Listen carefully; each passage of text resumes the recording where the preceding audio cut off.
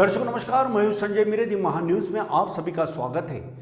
भारत में संविधान का राज है या फिर हुकुमशाह का, ऐसा आरोप लगाते हुए पत्र परिषद में एडवोकेट संजय पाटिल और एडवोकेट तरुण परमार इन्होंने पत्र परिषद में पत्रकारों को जानकारी दी है। आइए देखते हैं। भारत में संविधान है या नहीं, ये बात अब चर्चा का विषय बन चुका है, क्योंकि सतीश के केस में कई ऐसे बदलाव हुए हैं जिसके चलते संविधान के तहत कामकाज हो रहा है या नहीं, इसको लेकर काफ़ी चिंता का विषय बना हुआ है। और इसी के रिगार्डिंग आज शहर के प्रख्यात अधिवक्ता संजय पाटिल इन्होंने एक प्रेस कॉन्फ्रेंस की है और आखिरकार उस प्रेस कॉन्फ्रेंस में उनका अपना क्या कहना है संविधान को लेकर, ये तमाम बातें जानेंगे। क्योंकि इस समय में महान्यूज़ के साथ जुड़ चुके हैं अधिवक्ता संजय पाटिल। संजय जी, ये बताएं कि जिस प्रकार से आज आपने जो पत्रकारों के समक्ष जो पत्र परिषद ली है, खास तौर पे कौन से विषय के ऊपर में आपने हाईलाइट्स किया है? खास तौर पर हम लोगों ने इस बात पर हाईलाइट किया है कि हमारी चिंता ये है कि भारत में तो संविधान है, लेकिन भारतीय संविधान का पर अमल हो रहा है कि नहीं, कि वर्तमान में भारतीय संविधान का राज है या हुकुमशाही है। क्योंकि जिस प्रकार से केंद्र सरकार और राज्यों की सरकारें काम कर रही है, और तो हमें ये विषय चिंता का बनाया हुआ है। और जिस प्रकार से सरकारें बदल रही है तोड़ फोड़ करके, आप जानते हैं सब लोग, सबके सामने कैसी सरकारें बदली जा रही है। मध्य प्रदेश की सरकार बदलने के लिए क्या किया गया, हाँ, महाराष्ट्र की सरकार बदलने के लिए क्या किया गया, राजस्थान में भी ट्राई किया गया, बहुत जगह ऐसा हुआ है, बहुत चिंता का विषय है। तो ये colourable exercise of power, abuse of due process of, म्हणजे यह एक प्रकार से संविधान का दुरुपयोग तो नहीं है। तो इसलिए हम लोगों को लग रहा है कि वर्तमान में क्या भारत का लोकतंत्र खतरे में है, क्या भारत का संविधान खतरे में है।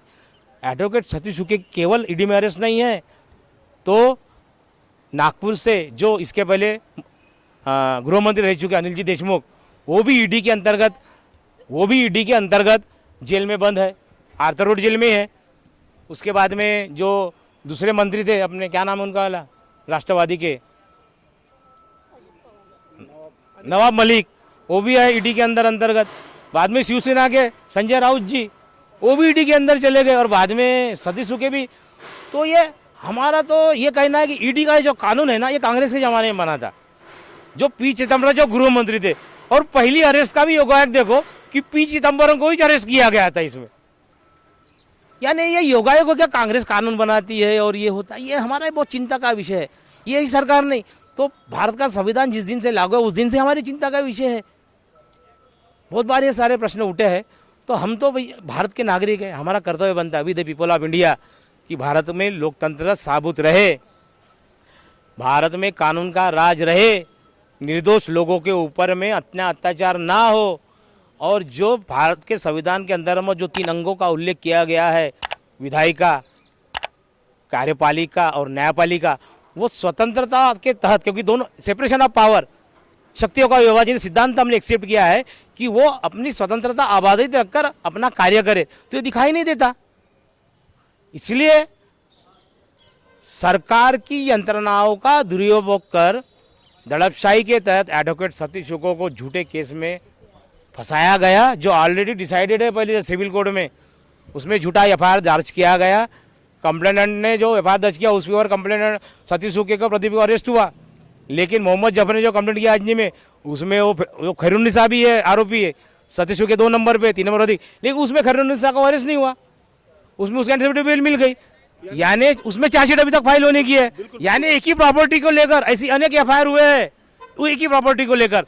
तो हमको ये लग रहा है कि और ईडी ने भी यही प्रॉपर्टी में काम किया, तो एक ही प्रकरण को कितने पुलिस स्टेशन चलाएंगी, एक ही प्रकरण को कितने न्यायालय चलाएंगे, एक ही प्रकरण को पुलिस भी चलाएंगी, ईडी भी चलाएंगी, ये कैसा है, ये पूछना है। तो संजय पाटिल इन्होंने जो बात कही है, काफ़ी गंभीर बात कही है। इस समय हमारे साथ में शहर के ज्येष्ठ अधिवक्ता परमार जी है, उनसे भी जानना चाहेंगे। परमार साहब, मुझे एक ही सवाल का ये जवाब चाहिए था कि जिस प्रकार से आज ईडी को आप कटघरे में खड़े कर रहे हो, क्योंकि आपने ये भी बात कही थी कि दीवानी प्रकरण होने के बाद ईडी का हस्तक्षेप नहीं होना चाहिए, क्या आपको सही मायने में लगता कि ईडी का सरकार दबाव तंत्र अपना रही है? आपको भी आप भी है कि ईडी मामले में आज तक किसी भी किसी भी व्यक्ति जो भारतीय जनता पार्टी से जुड़ा हुआ है या उससे नज़दीक ही है, उसका ईडी के अंदर आज तक एक भी गिरफ्तारी नहीं हुई है, ना एक भी केस उनके ऊपर रजिस्टर्ड हुआ है। जबकि बाकी जो विरोध पक्ष के लोग हैं और अन्य लोग हैं उनके ऊपर हुआ है। तो ईडी जो है वो टोटली आज सरकार का एक इंस्ट्रूमेंट है और वो उसके डराने, विपक्ष को डराने या विरोधियों को डराने धमकाने के लिए एक शस्त्र हुआ है। एडवोकेट सतीश उके को अब जिस टर्निंग पॉइंट पे जो खड़े हैं, कहाँ है वे खड़े? अब क्या एडवोकेट सतीश उके के केस में ये केस कहाँ तक अभी पहुँचा है? क्या आपको लगता है कि कोर्ट जो है कहीं ना कहीं एक राहत देने वाली है? हमें न्यायपालिका के ऊपर पूरा भरोसा है और अभी आज की स्थिति के अंदर सतीश उके के ऊपर ईडी का मामला बन ही नहीं सकता, क्योंकि ईडी का मामला बनाने के लिए शेड्यूल्ड ऑफेंस होने चाहिए जो फॉर्जरी और ये है, और एक भी मामला आज की तारीख में सतीश उके के ऊपर शेड्यूल्ड ऑफेंस नहीं है। वो शेड्यूल्ड ऑफेंस बनाने के लिए ही स्टेट ने सतीश उके का प्रोडक्शन वारंट लेकर पीसीआर लेने की कोशिश की थी, जिसमें वो अभी सत्र न्यायालय तक नाकाम रहे हैं। बिल्कुल, तो सरकार जो है ईडी का दबाव तंत्र अपना रही है, ऐसा इनका मानना है। जब तक सरकार का ये दबाव तंत्र काम करता रहेगा तब तक ईडी का डर ऐसे लोगों को बताते रहेंगे और लोगों की गिरफ्तारियां और कई उनके ऊपर में केसेस दायर किए जाएंगे जो संविधान के खिलाफ है, ऐसा शहर के दोनों वकीलों का कहना है। लेकिन इसमें सच्चाई कितनी है ये तो आने वाला समय ही बताएगा। नागपुर के प्रेस क्लब से कैमरा पर्सन सुभाष बुटले के साथ संजय मेरे दिम्मा न्यूज़ नागपुर।